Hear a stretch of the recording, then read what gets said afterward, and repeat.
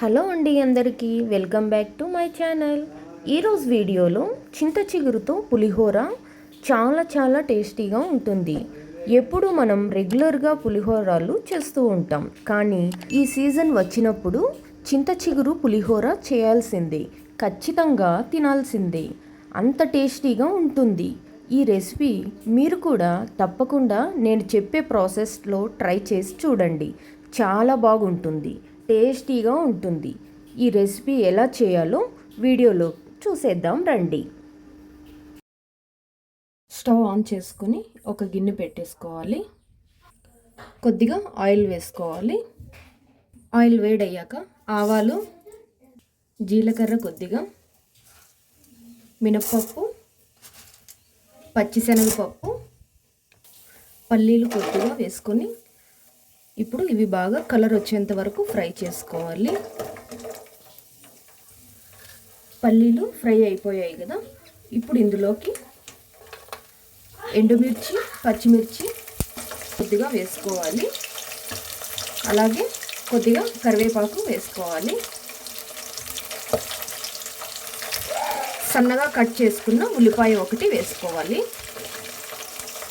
ఉల్లిపాయ బాగా ఫ్రై చేసుకోవాలి. ఆయిల్లో కలర్ వచ్చేంత వరకు ఫ్రై చేసుకోవాలి. ఉల్లిపాయ చక్కగా ఫ్రై అయిపోయింది. ఇప్పుడు ఇందులోకి 1 కప్పు చింత చిగురు వేసుకోవాలి. చింత చిగురు వేసాక ఆయిల్లో బాగా మిక్స్ చేసుకోవాలి. చిగురుని బాగా మగ్గించుకోవాలి. చిగురులోకి కొద్దిగా సాల్ట్ వేసుకోవాలి.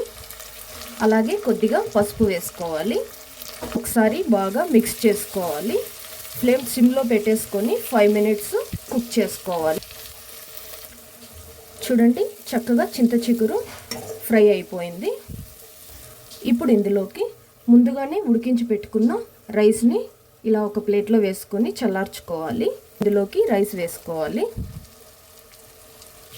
ఇప్పుడు ఈ రైస్ని బాగా మిక్స్ చేసుకోవాలి.